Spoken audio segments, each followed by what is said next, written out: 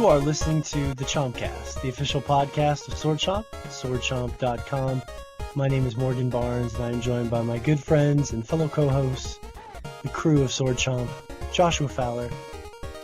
Hey, everyone. Mr. Shay Layton. Well, hello there, and happy holidays to you. And Anthony Fisher. Ho, ho, ho. See? I Oh, had that's to get good. festive there. I like it. I was going to tell you guys before the show that we're not allowed to say hello or hi anymore or anything generic like that. It's just got to be something random and weird every time. So I like it. You guys cool with that? Yeah. Shay usually brings it. Yeah. Shay Can brings- you dig it? Show me what you got. If our listeners can't tell, it's really late. We are very loopy right now. This is the latest we have ever recorded. For people that follow us, it's almost midnight where I'm located, and where Josh is at, it's 1:30 in the morning, Josh? It's 1:25 2017 a.m. here. What's 27? It's 2017 here. Yeah, it is quite a bit later where I Hey, am. you got it to the future. Mm-hmm. Well, you got to back it up a little bit, Josh, because we're talking about our favorites of 2016 this show. Are you okay with that? I think I can manage. All right. And on that note, we actually, this is going to be a really fun show. This podcast is actually part one of two-episode end of the year podcast finale. Today's show will consist of some of our favorites of 2016, from our favorite moment to our favorite soundtracks, characters, everything in between. I'm going to go over all that stuff and the rules here in a couple minutes. we're going to actually kind of probably jump right into it today. I gave you guys quick little introductions, and it's so late. I think it's probably best that we just get right into the categories. I want to let our listeners know what we're going to be going over. So for this podcast, part one, this is the categories for this show are as follows. We will be talking about our favorite game we played this year that was not released this year, our favorite soundtrack, favorite character, favorite story or narrative device, favorite art direction, and favorite moment. And then we will get together collectively as Sword Chomp after we talk about our favorite moments and all that stuff of the year, and we will try to pick a winner for each category. And that's when things get really interesting, because we basically have to debate it out and hash it out and come to a consensus. So that's going to be a lot of fun. And if we can have a tie, if there's a stalemate and stuff like that. We've allowed ourselves to have one tie per category, and it's going to be a lot of fun. And then next week we'll be counting down our top 5 games of 2016. So it should be a great show. I'm going to kind of start off with a softball here to get everybody warmed up. Favorite game that we played this year that was not released this year. And this is fun because, much like everyone listening, sometimes you just go back and play something you didn't have a chance to play before, or something older piques your interest for whatever reason, and you make time for it. And it can still have, a good experience, especially if it's something you never played in the past.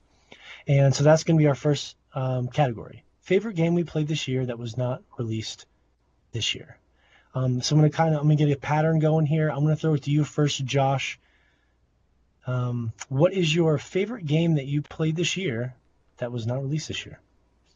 I had a lot in this category, actually, just because a lot of stuff came out that was interesting, kind of the end of last year, that looked interesting, but I'm always so busy around this time of the year, around Christmas and New Year's and everything else going on. I've got daughter's birthday around the same time as well. We're just so busy that almost all that stuff ends up getting pushed to January or later. And so I didn't get around to playing Undertale until the beginning of this year. And that is a great game. That is really, really good. Probably my favorite game in a long, long time. Not just this year, but it's really good. Definitely the favorite game from a different year that I played this year.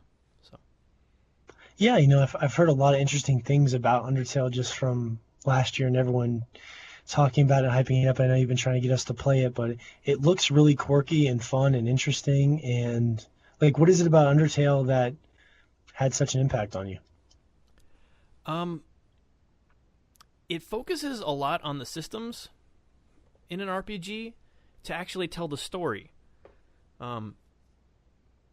which is something that RPGs go out of their way to avoid most of the time. Like, that's just the combat thing. That has nothing to do with anything anymore. I mean, to the point where in most games, you can revive fallen allies, you can do all these ridiculously weird things, and then the story happens, and none of that actually affects any of the story that's going on around you. And this game kind of takes it the other way, where the story and the combat mechanics are really intertwined. And it ended up making a just really, really affecting game. It just makes you just feel like you're actually a part of the story instead of just kind of seeing chunks of it between horrible combat like in most RPGs. Yeah. Oh, that's really cool. Okay. So Undertale takes the first category for you. And that came out, that was just last year. So Yeah, it was just last year. Very cool, very cool. All right. Undertale is in the books for Josh. Shay. Hello. Hey, big baby. Excited to hear what you settled on for your favorite game you played this year. Well, if you start your engines, you'll blast your way into Rocket League, my game of 2016 that I didn't play in 2015. No, in all seriousness, this felt so corny as fuck. I did not know where you were going with that, but I appreciate your commitment to the game. Yeah, no, Thank you. I've been wanting to play that game for a while because I love soccer, and it reminded me slightly of like a Twisted Metal type of vibe, and I was like, man, I need to get into this. And this year I finally got into it, and I went through a mini addiction phase where like a few weeks that's all I played, and I was supposed to be playing other games, and I just couldn't stop playing it. It's just my style. I mean, like I grew up playing Twisted Metal, I grew up playing soccer for real as a kid, and it just piqued my curiosity on both of those fronts. Yeah, I remember you got me into playing with you. I downloaded it because you were just really, really into it, and yeah, it was a really fun game. I'm glad that we played that a little bit together, and I got to see how competitive you could be. You finally know why I quit playing Call of Duty Online now. I do indeed. Yeah, it was interesting. I got to see a very competitive side of Shay that I have never seen before. It was really interesting. But it's a great game. I mean, it really is. I concur. So Rocket League. Rocket League is your game. Good choice. Fish, what was your favorite game you played this year that was not released this year? I had a few to pick from. They're mainly just critically acclaimed games, I would say. Not critically acclaimed. I would say they are, but I'm not sure if the mainstream would say so. But I went with Bloodborne. Bloodborne. Were you playing Bloodborne this year? Fuck. Yeah, I started playing it around December. Yeah, the DLC came around that time, and yeah, we all picked it back up around then. Yep. Yeah, I picked it up in December, then started going through the campaign. I couldn't quite stick with it to get to the end of the original, I guess, game's ending, but I ended up picking up the DLC and playing that well into like January. And that was at the beginning of the year, and then I kind of quit playing it for a little bit, just because I knew Dark Souls 3 was on the horizon, and me and you were talking about it, I guess, being burnt out on I guess it's not the Soul series because Bloodborne's its own thing, but it's pretty much the same game, just slightly different things. But yeah, Bloodborne was essentially the first game that I've really liked from software that just really stuck out to me. I like the style of it. I love the fact that you're a hunter in that game and you're hunting these beasts, and it has its moments of like cutscenes where you've come across these certain beasts that you fight that become these huger, bigger, tougher bosses. Um, but yeah, I really that game just really stuck out to me. At first, I thought I wasn't gonna like it because it's such a brutally hard game, but once you get the mechanics down of it, it's thoroughly like very satisfying to actually beat enemies. Just like regular mob enemies can just one shot you if you're not careful or just totally gang up on you. And it's something different that I've never essentially played before. So I had to choose that game. It was that or what strong runner-ups were like Shovel Knight and Journey, both games I really enjoyed too, but I had to go with Bloodborne.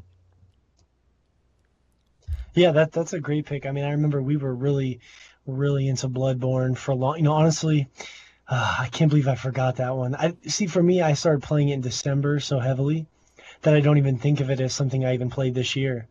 Um, but I think you're right. I'm pretty sure I was playing it going into the new year in January and stuff. Because I remember getting a lot of holidays off from work and just coming home and just playing Bloodborne all night long.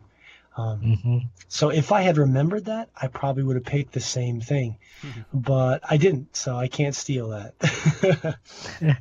I totally forgot about that. Was definitely in my running, but yeah, I played it first when it first came out. So yeah, it was a long time before this year. I only picked it back up for a little while this year whenever the DLC came out and you guys were trying it.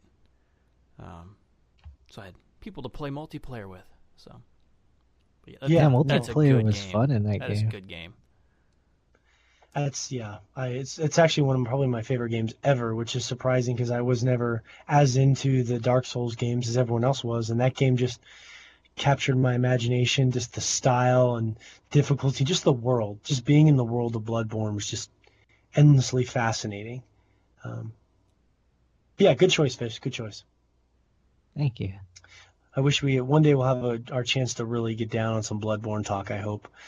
See, I forgot Bloodborne, so I went with Super Mario 3D Land, which was tough because I played the Tomb Raider reboot this year, and that's a great game, but I just never finished it. And Shovel Knight, which I missed from last year, and I know we all talked about Shovel Knight on the podcast, and I really love that game. It's just so charming and so much fun and so challenging.